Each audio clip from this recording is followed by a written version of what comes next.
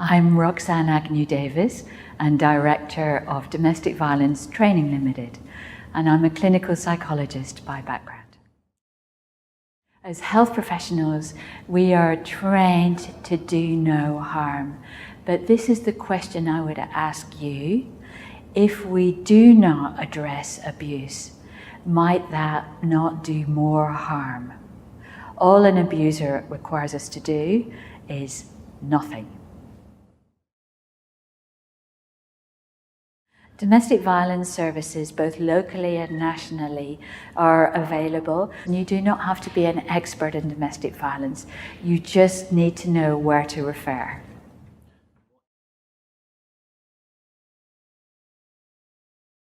If you practice asking some simple questions, for instance, about psychological abuse, has anyone hurt you, put you down, humiliated you? If you ask about physical abuse, has anyone hurt you, or kicked you, or punched you? Or you ask about sexual abuse, do you ever feel like you've got to go along with sex to keep the peace, or has anyone hurt you sexually? The more you practice, the easier it becomes. We know from research that survivors often sit with health professionals thinking, ask me, ask me, ask me. So if the health professional doesn't ask or looks uncomfortable, then the survivor will think, you don't want to know. Well, a simple way to start is to get leaflets or posters, because we know from research that service users will take that information even without having a conversation with you. Well, it might help to start with an opening question. Perhaps, for example, many people with these symptoms have experienced domestic violence. Has anyone hurt or frightened you?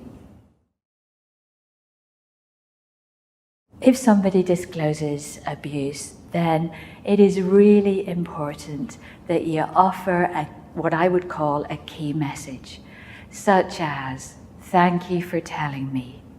This is important because it affects your health. Or everyone has the right to be safe at home. If someone is at risk, then you may ask 4 very simple questions. Is it safe for you to go home? What has he threatened that he will do? What are you afraid might happen? Or has he threatened or hurt the children? There are a number of things that you might say that could help a patient.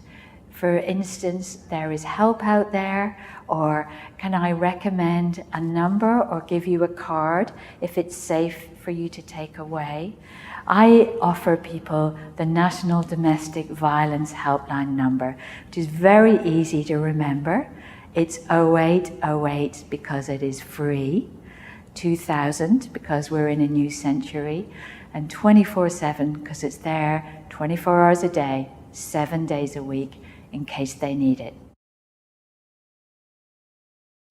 If a hostage was being held on an aircraft by a terrorist with a gun, would you say that they enjoyed being there? Why might not they leave?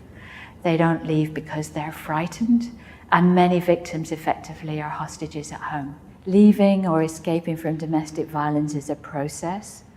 This may take a series of different actions and follow-up to help people secure their safety. Domestic violence workers will give emotional support and practical advice.